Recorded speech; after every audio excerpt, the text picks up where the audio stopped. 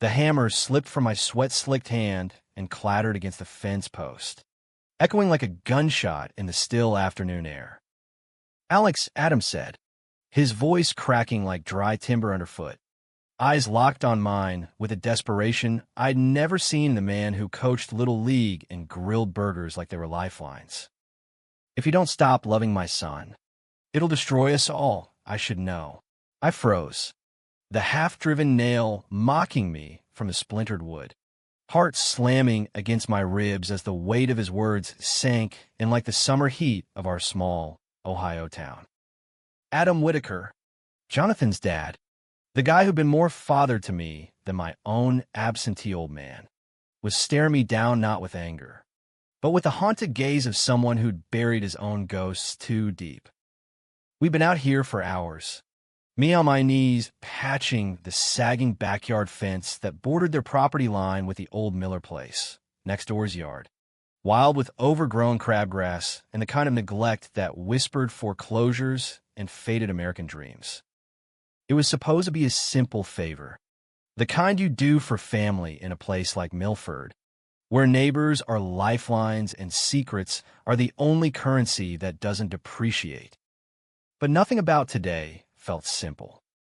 Jonathan had texted me that morning, "Dad's on edge. Help him with the fence, please?" My best friend, since we were kids trading Pokemon cards in the schoolyard. Jonathan had always been the steady one, the golden boy with the easy laugh. Varsity quarterback dreams deferred by a knee injury senior year, now grinding through community college shifts at the auto parts store. We'd grown up blocks apart in this slice of Rust Belt Midwest, where Friday nights meant bonfires and stolen beers, and Sundays were church potlucks laced with gossip about who was divorcing next. Our moms were in the same book club. Our dads swapped fishing stories at the VFW. Except mine bailed when I was 12, leaving Mom to waitress doubles at the diner off Route 23. Adam stepped in without a word, taught me to change oil, fix my bike chain, even showed up to my high school graduation when Mom had to work. And Jonathan? God, Jonathan. The way his hazel eyes crinkled when he grinned. That mop of chestnut hair perpetually tousled like he'd just rolled out of bed after a perfect night. We'd been inseparable, but somewhere between 18 and 22, things shifted. Stolen glances in the basement during movie marathons turned into brushes of fingers that lingered too long. Last summer, under the same stars that wheeled over Milford now, we'd kissed for the first time, awkward, fumbling, behind the bleachers after a high school reunion game. It was fireworks and fear all tangled up, his breath hot against my neck as he whispered, "This can't change us. Alex, promise." I promised. Because what else do you do when the person you've loved since you knew what love was finally sees you back? But secrets like that fester in towns like ours, where family values bumper stickers outnumber rainbow flags by 1,000 to 1. Jonathan's mom, Sarah, had left 5 years back, divorce papers citing irreconcilable differences, but whispers at the diner said it was Adam's long hours at the mill, the way he'd stare off into nothing after her SUV pulled out for good. She remarried some accountant in Cleveland, left Jonathan with the brunt of it, and Adam with a house that echoed like a tomb. We never talked about why she went, but I saw the strain in Adam's face, the way he'd pour an extra finger of bourbon into his coffee when he thought no one was looking.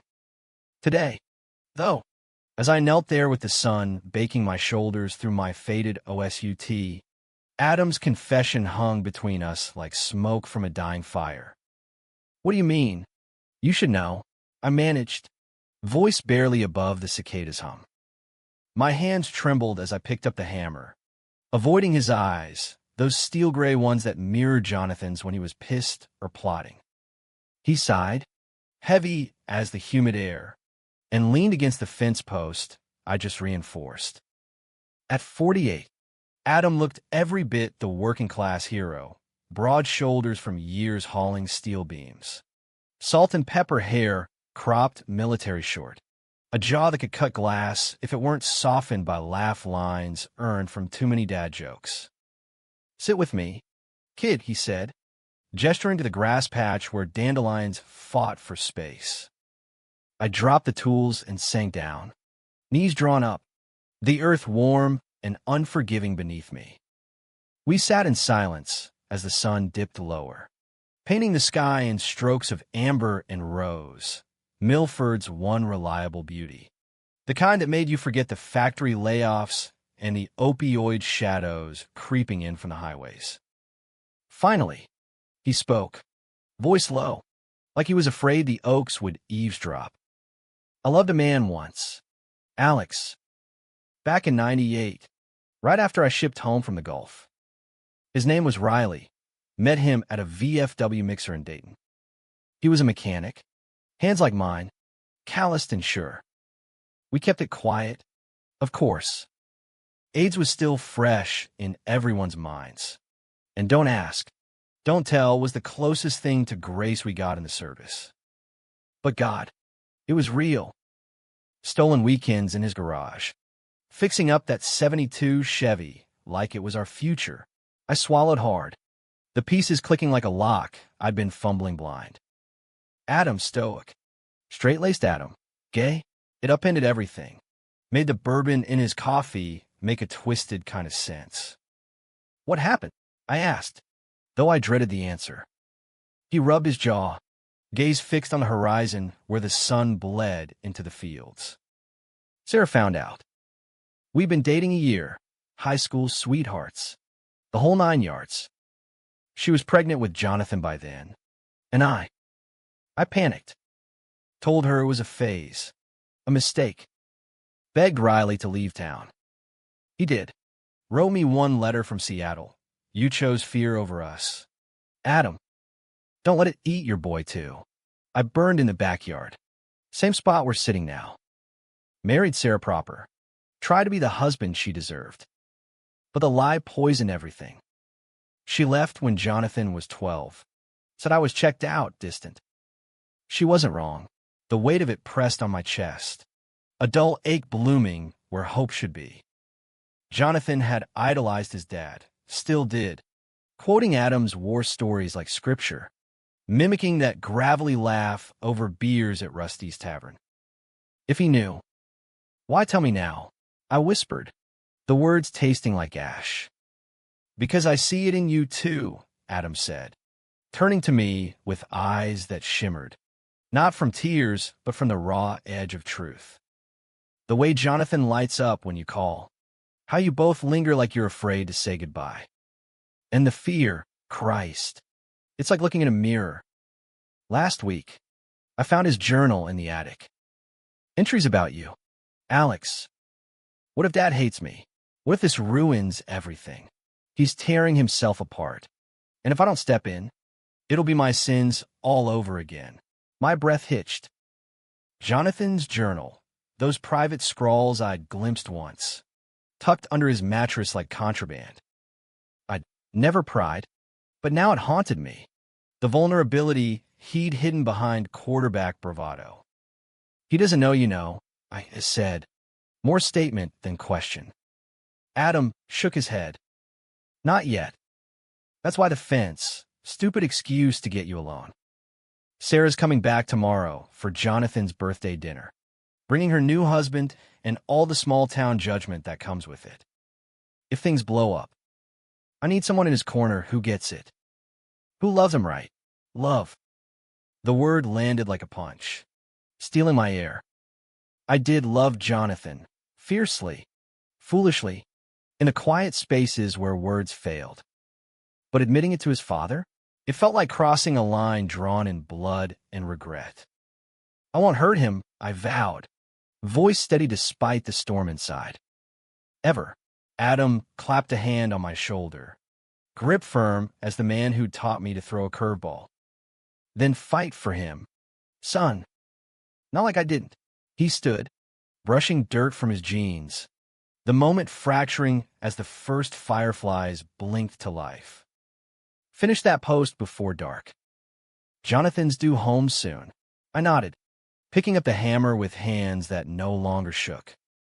As he walked back to the house, screen door creaking shut behind him, I drove the nail home, one clean strike, solid and final. But inside, questions swirled like the gathering dusk.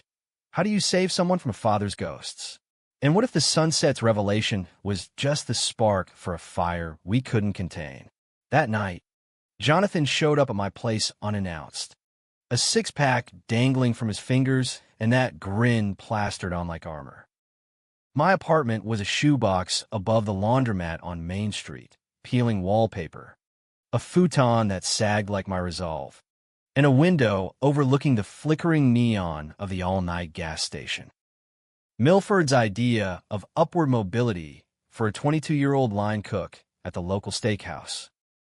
"Missed you today," he said, kicking off his boots by the door, collapsing onto the futon with a sigh that spoke volumes. I handed him a beer, our fingers brushing in that electric way that still sent sparks up my arm. "Fence is fixed. Your old man's a taskmaster." I kept it light. Adam's words a lead weight in my gut I wasn't ready to drop. He laughed, that deep rumble that made my knees weak. "Yeah, well, he's been weird lately." Snapping at nothing, then going all quiet. "Mom called, says she's bringing the stepdad to my birthday thing tomorrow. Like I need more family drama." He took a long pull from the bottle, eyes distant, the label peeling under his thumb like he was unraveling himself. I sat beside him, close enough to feel the heat radiating off his body, the faint scent of motor oil and Irish spring soap that was pure Jonathan. "You okay?" I asked, hating how inadequate it sounded. He turned, hazel eyes searching mine in the dim lamplight. "With you? Always." Then he leaned in, lips brushing mine soft and tentative, like he was testing if the world had shifted while we weren't looking. The kiss deepened, hands finding familiar paths, my fingers in his hair, his palm against my jaw, and for a moment, Adam's confession faded. It was just us, tangled in the quiet rebellion of what we were. But as we pulled apart, breathless and flushed, Jonathan's phone buzzed on the coffee table. He glanced at it, face paling. "Shit. It's Dad. Get home. Now." His voice cracked on the last word, and I saw it then, the fear Adam had named, lurking behind the grin. "Go," I said, squeezing his hand. "Call me after." He nodded, grabbing his keys, but paused at the door. "Alex, whatever happens tomorrow, don't let go. Okay, promise me." "I promise," I echoed, the words a vow carved in the same wood as that fence. He left, taillights fading into the night, and I sank back, staring at the ceiling cracks that mapped out my doubts. Adam's story replayed in my head.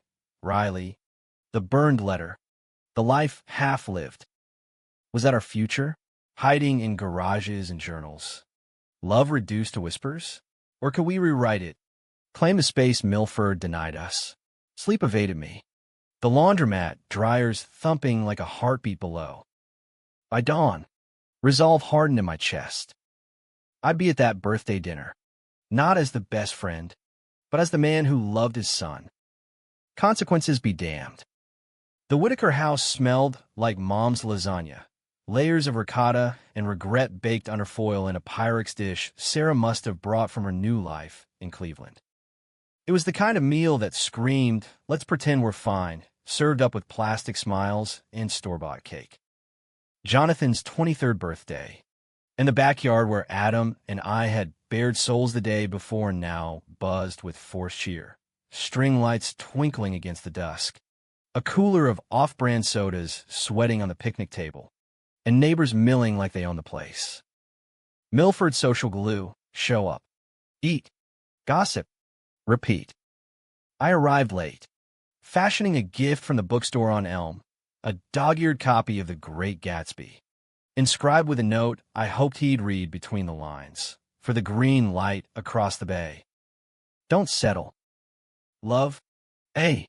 Jonathan spotted me from across the yard, weaving through aunts and uncles with that quarterback ease, pulling me into a bear hug that lingered a beat too long. "You made it," he murmured into my shoulder, voice muffled but warm. "Wouldn't miss it," I replied, clapping his back before stepping away. Public affection was a minefield in a crowd like this.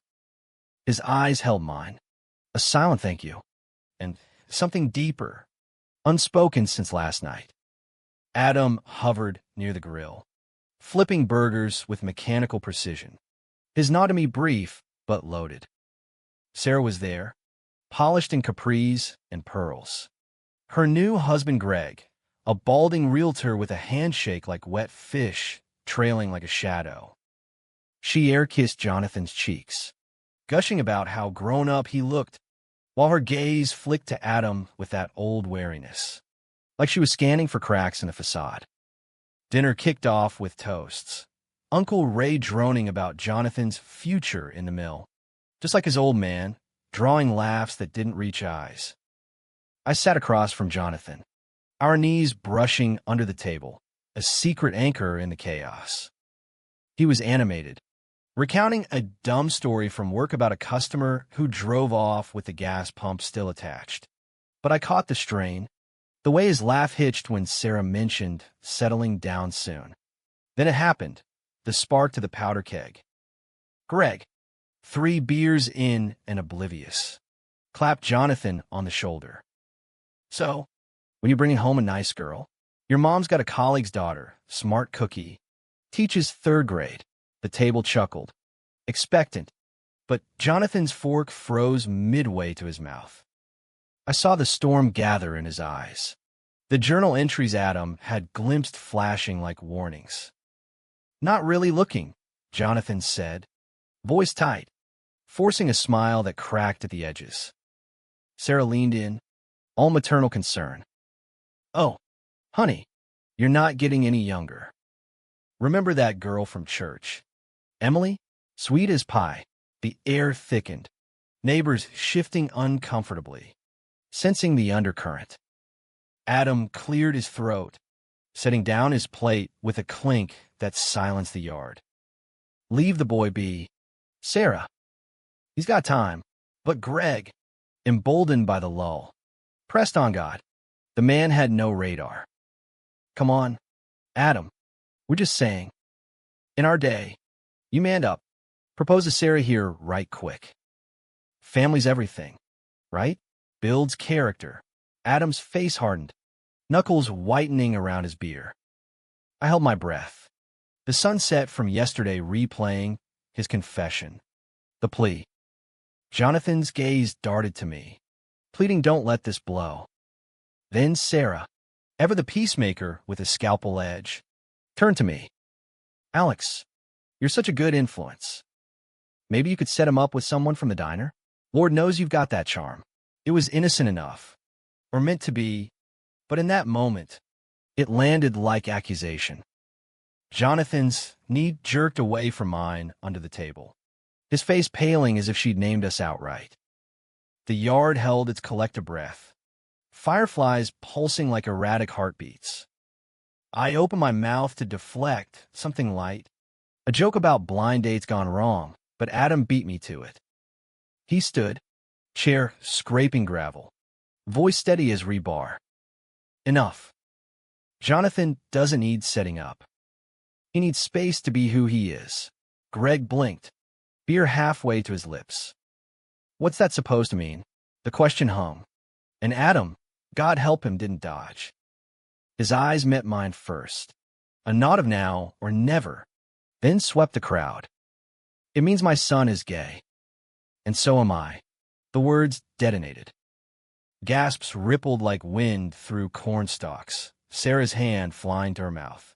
Greg sputtering mid-sip, Uncle Ray's fork clattering to his plate. Jonathan shot up, chair toppling, face a mask of shock and betrayal. "Dad? What the—" Chaos erupted, neighbors murmuring, phones slipping out for discreet texts. Sarah hissing, "Adam, not like this." I reached for Jonathan, but he recoiled, eyes wild. You knew, he demanded of me, voice breaking. And you didn't say? John, I started, but he was already bolting, weaving through the gawkers toward the house. Screen door slamming like Judgment Day. Adam sank back into his seat, deflated, as the party fractured, guests mumbling excuses, plates abandoned half-eaten. Sarah rounded on him, tears streaking mascara. How could you? In front of everyone? For God's sake. Adam. I couldn't watch him drown in the same lie he shot back. Voice raw. You left because you sensed it. Sarah. I was never all in, not with you, not with anyone, because I was too damn scared to be me. Greg tugged at her arm, face thunderous. We're leaving. This family's a joke. They stormed out, taillights vanishing down the driveway, leaving the yard a graveyard of wilted balloons and cooling lasagna. I stood frozen, the weight of it crushing. Adam's revelation had freed him. Maybe, but it had shattered Jonathan, exposed us all in the cruelest spotlight. Go to him, Adam said quietly, meeting my eyes with quiet resolve. Tell him the truth. All of it. I nodded, throat tight, and headed inside. The house was dim, kitchen lights spilling like an accusation. Jonathan was in the living room, pacing, fists clenched, that journal clutched like a shield. How long? Alex, he demanded as I entered, voice a whip crack. How long have you known about Dad?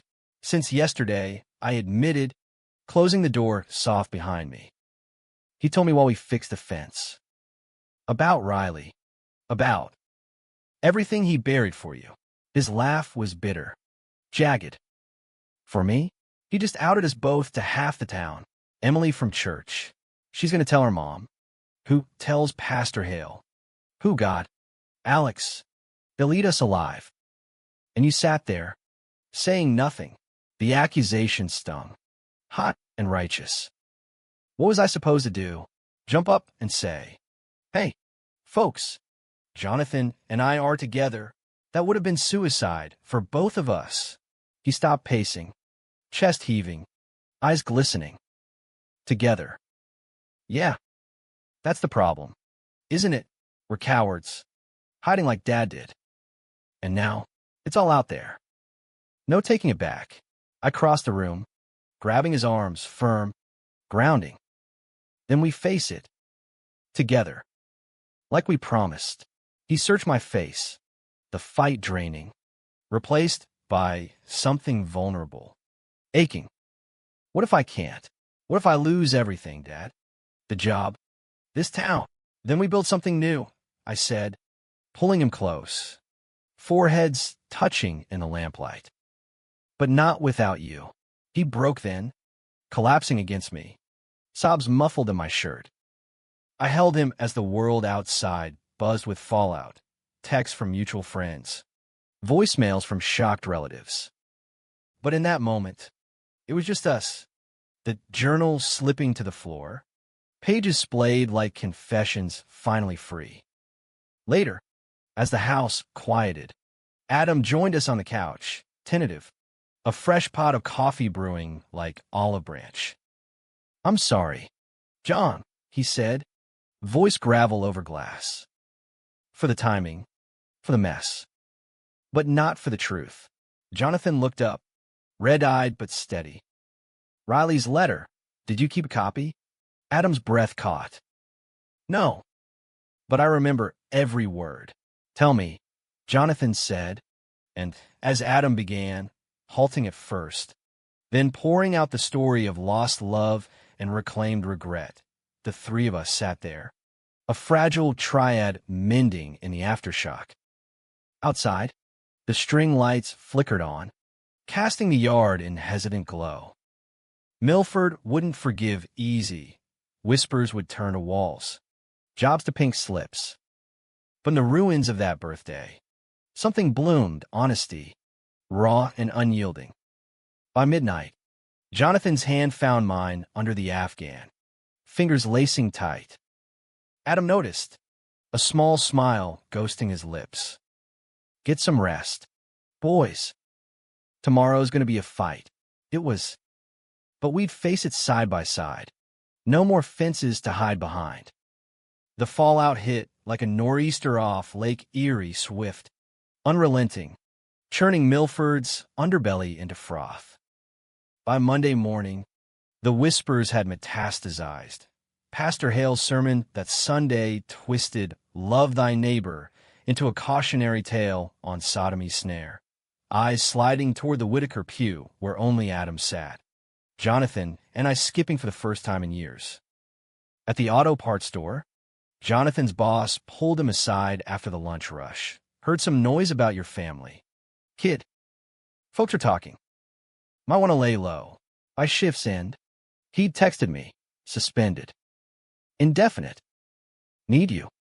I met him at the quarry's edge. That scarred moonscape on the town's outskirts where we'd skip stones as kids. Dreaming of escaping to Chicago or L.A., anywhere neon drowned out the gray. The air smelled of wet earth and diesel. Chain-link fence rattling in the wind off the Cuyahoga. He was there already, perched on a boulder, skipping pebbles with vicious flicks that sent them skimming like skipped heartbeats. They think I'm a freak now, he said without preamble. Voice hollow as the pit below. Customer came in for wiper fluid, took one look at me and bolted. Like I'm contagious. I sat beside him, our shoulders touching, solid, unyielding. They're scared, John, of what they don't understand. Remember when we were 10, and Tommy Hargrove called you a pansy for crying over that stray dog? You punched him square. Then we buried the mutt together. This is just a bigger stray. He snorted, a ghost of his laugh. Punching the whole town won't fix Dad's job. Mills sent him home early Friday. Personal reasons. Mom called, screaming about how he's ruined Jonathan's future. Like she's blameless. Sarah's venom had escalated. Voicemails left on Jonathan's phone, each more lacerating. I raised you better than this. To parade our shame. Greg's influence. No doubt. Laced with realtor-slick ultimatums. Shape up or we'll cut off the college fund. But the real knife was the silence from old friends. Guys we'd tailgate with at Browns games. Now ghosting texts. Their support reduced to prayer chain forwards quoting Leviticus. And me? The steakhouse buzzed with sidelong glances. Tips drying up as families opted for the drive-thru. Mom pulled me aside after my shift. Alex, honey, they're saying things. About you and Jonathan. Is it true? Her eyes, tired from double shifts, held no judgment, just fear for a boy in a town that chewed up different and spat out bones. Yeah, Mom, I said. Chin up. It's true. I love him. She hugged me fierce, whispering, then fight smart, not hard. This place breaks what it can't bend. Her own history echoed there, Dad's abandonment, her clinging to diner gossip like it was gospel. But she baked us apple pie that night, left it on Adam's porch with a note, neighbors stick together. Adam, meanwhile, doubled down on resolve. He spent days at the VFW, not drowning sorrows, but rallying the old vets, guys who'd served beside him, shared foxholes and flashbacks. You think the brass cared if you loved Jesus or Judy back in the sandbox? He'd argue over coffee, voice carrying like drill sergeant bark. A few nodded, grumbled agreement. Others walked out, muttering about agenda. But it planted seeds, quiet calls to the mill foreman, a petition circling for fair shake that gained a dozen signatures by week's end. Still, the pressure mounted, a vice tightening. Jonathan withdrew, holing up in his room with blinds drawn. The journal now a constant, pages filling with rants that mirrored Adam's ghosts. Why does love have to be a war? One night, he snapped at dinner, Adam's attempt at normalcy. Spaghetti from a jar and a Cardinals game on low. This is your fault, he hurled at his dad. fork stabbing pasta like accusation. You couldn't keep your mouth shut, and now we're pariahs. Adam didn't flinch, just set down his glass. Better pariahs than prisoners. Son, I chose silence once, lost Riley, lost your mom, nearly lost you. Not again. The words hung, and Jonathan deflated, head and hands. I'm sorry. It's just. I got an email from community college. Administrative leave, pending review. Like I'm a problem. I reached across the table, squeezing his wrist. We'll appeal. Together. But the real fracture came midweek, in the form of betrayal I never saw coming. Tommy Hargrove, that same kid from our stone-skipping days, now a deputy with a buzz cut and a chip on his shoulder, showed up at my apartment door after dark. We've been tight once. Part of the crew that boosted cars for thrills and covered for each other's hangovers. Heard the news. Alex, he said, leaning against the frame, badge glinting under the hall light. Town's talking. Figured I'd give you a heads up. Someone spray-painted fags on your truck last night. At the lot behind the steakhouse, my stomach dropped. The truck, Dad's old Ford. The one reliable thing he'd left behind was my lifeline, ferrying me to shifts and Jonathan to stolen escapes. Who? I demanded, grabbing keys. Tommy shrugged, eyes evasive. Don't know. But watch your back. Folks are riled. Pastor's calling an emergency meeting. Protect our youth or some bullshit. I bolted to the lot, heart pounding, and there it was, jagged red letters dripping down the door panel like fresh wounds. Fags go home. Rage boiled. Hot and blind, I key my phone for Jonathan, but it went a voicemail. Then Tommy's cruiser pulled up slow. Lights off. Need a ride? He called. Something in his tone snagged. Too casual. Too knowing. Nah, I'm good, I said, wiping paint flakes with my sleeve, the acrid smell burning my nose. He lingered. Then, look, Alex, I didn't want it to come to this. But Jonathan, he's poison now. Dragging you down.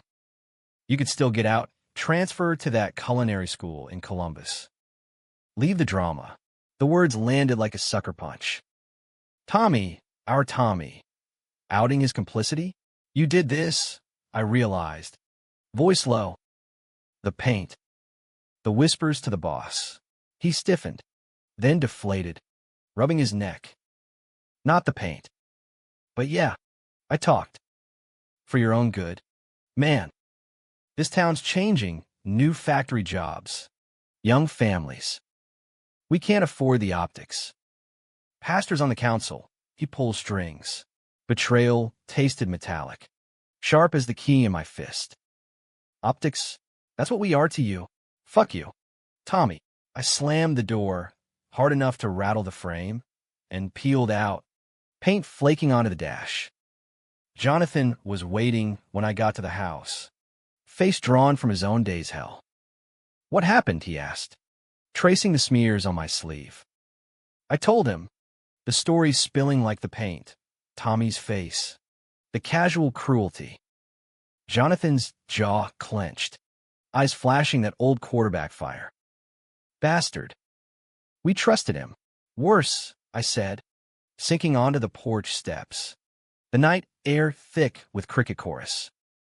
He thinks he's saving us. Like we're the flaw in his perfect Milford. Adam joined us then, a shadow in the doorway with 2 mugs of chamomile, his peace offering ritual. Heard about the truck from Ray. Vandalism charge? I'll call the sheriff. No, Jonathan cut in. Fierce. We don't hide behind badges. We fight back our way. The idea sparked then, born of hurt and defiance, a story. Not whispers, but words, Jonathan's journal, my inscriptions, Adam's letter memory. We compile it, anonymous at first, post to the local Facebook group that dissected every pothole in prom. Milford's hidden heart, love in the heartland. Raw, unfiltered, Adam's golf nights with Riley, Jonathan's first crush on the swim team captain. My diner shifts dreaming of Jonathan's laugh.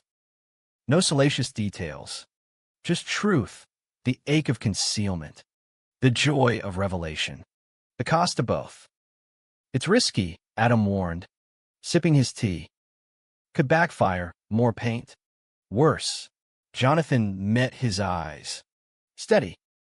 Or could crack the wall. Like you did for me. We worked through the night, Jonathan typing on his laptop, me editing for flow, Adam pacing with anecdotes that bled onto the page. By dawn, it was done. 2,000 words of Midwest soul, uploaded with a throwaway account. Let the fireflies carry it, Jonathan said, hitting send. The response was wildfire. Shares spiked, first dozens, then hundreds, neighbors tagging neighbors. The group admin, Pastor Hale's wife, deleting in panic but too late. Comments flooded, vitriol from the fringes, abomination. But glimmers too, my brother's the same. Thank you for saying it. A teacher from the high school, saw myself in this. Braver than I ever was. Even Mom chimed in, proud of my boys. Pie's always waiting. But the backlash roared. Tommy's cruiser idled outside the diner that afternoon, his glare through the window promising payback.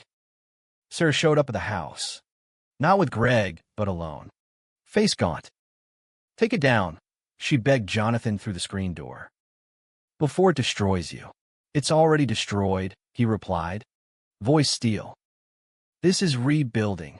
She left in tears, but not before hugging Adam, brief, fierce. I wish I'd known. Maybe things could have been different. Different's the point, he said softly. That night, as thunder rumbled distant, Jonathan and I lay on the futon in the basement, Adam's nod to privacy, a sleeping bag zipped in a makeshift tent. Think it'll work? He whispered, head on my chest. Has to, I murmured, fingers tracing his spine. We're not Riley's ghosts anymore. But dawn brought the storm's eye, a call from the mill, Adam rehired. Community support cited. Jonathan's suspension lifted, with an apology email from a boss. And Tommy? He texted, read it. Sorry, man. Owe you a beer. Not forgiveness, not yet, but a crack. Milford bent, grudgingly, under its own weight. Months blurred into the stubborn rhythm of autumn, leaves turning crimson like accusations softened by time. Milford's chill seeping through coat collars and old grudges. The story's ripple held, a tentative truce. Pastor Hale's sermons shifted to compassion's call, his emergency meeting fizzling into a potluck where rainbow cookies appeared. Unremarked, but present. Jonathan returned to the auto parts store, customers nodding awkward hellos, some slipping extra tips with murmured, read your piece, brave. His college appeals succeeded too. Credits reinstated with a counselor's note. Resilience noted. Adam's VFW allies grew. Bi-weekly meetups in a back room. Vets sharing their own buried tales. A Navy cook's Manila fling. A Marine's barracks whisper. Don't ask, but we'll tell, Adam joked. The group dubbing themselves the Quiet Company, a nod to foxhole candor. He even dug out an old photo from Riley, creased and faded. Two young men grinning beside that '72 Chevy, arms slung casual but eyes alight. Frame it, Jonathan urged. Let him in. I watched it all unfold from the steakhouse line, where tips stabilized and mom's pie orders spiked with support your boy addendums. But peace, in Milford, was a fox, elusive, skittish. The real test came with winter's bite, when Sarah returned, not for drama, but reconciliation. She arrived unannounced on a sleety December eve, knocking snow from her boots on Adam's porch, a Tupperware of her lasagna in hand. Truce, she said, eyes red-rimmed but clear. We gathered in the kitchen, Jonathan tense at the table, Adam stirring cocoa like it was elixir, me hovering by the fridge. I was wrong, she started, voice small. About the hiding, the shame. Greg. He couldn't handle the noise. Left last month. Said it complicated things. A bitter laugh escaped her. As if love's ever simple. Jonathan's shoulders eased a fraction. Why now? Mom. Because I read your story. Every word. Saw my boy. Not the lie I told myself. And Adam. She turned to him, hand outstretched. I forgive you. For not being who I needed. Maybe we can be friends. For Jonathan. Adam took her hand. Grip tentative. Friend works. The moment cracked open something in Jonathan. He pulled her into a hug. The kind that mends fractures. And for the first time, I saw his full smile. Unshadowed. But life, that sly bastard, had one more curveball. Spring thawed the quarry. And with it, opportunity, a letter from a Chicago publisher. Scouts sniffing indie voices after our story went semi-viral on a lit blog. Expand it, they urged. A memoir, father, son, the heartland's hidden loves. Royalties dangled. A lifeline to escape Milford's orbit. Jonathan paced the backyard, fence sturdy now, wild roses climbing the posts like defiant hope. Chicago, it's everything we dreamed. Art scenes, pride parades, no whispers. His eyes shone, but doubt flickered. What about Dad? The company? He just got his footing. Adam, overhearing from a kitchen window, stepped out. Go. Both of you. I'll visit, fly out for hot dogs and skyline views. Riley always said Chicago had the best garages. Maybe I'll tinker there. I joined them. The three of us in a loose circle under budding oaks. It's not running, I said, echoing Mom's wisdom. It's choosing. Jonathan stopped pacing, turning to me with that gaze that undid me, love, pure and unbarred. Then we choose. Together, the decision settled like spring rain, cleansing, inevitable. We packed that summer, boxes of journals and photos. Adam's blessing over a farewell grill-out with a quiet company toasted with craft IPAs. Sarah came too. Greg a memory. Her gift a scrapbook of baby pics and prom stubs. Build big, she whispered to Jonathan. I'll hold the fort here. Tommy showed up last. Awkward in civvies. A six-pack in hand. Heard you're bailing. Town won't be the same. He clapped my shoulder hard. Real. No hard feelings? Owe you that beer in Chi-town sometime. Deal, I said, and meant it. Forgiveness wasn't erasure. It was space. The drive-out was golden. Route 23 unspooling into interstates. Milford shrinking in the rear view like a chapter closed. Jonathan drove, hand on my thigh when the road straightened. Radio crooning Springsteen, tramps like us. Baby, we were born to run. Adam's photo road shotgun. Riley's grin a talisman. Chicago swallowed us whole. Wrigleyville walk up with fire escapes and corner markets. Jobs in a bustling bistro for me. Graphic design gig for Jonathan's creative streak. We marched in our first pride. Rainbows drenching the streets. Adam cheering from his sidelines on a visit. Sarah snapping pics like a tourist. The book deal bloomed into fences and fireflies, hitting shelves with Milford pride.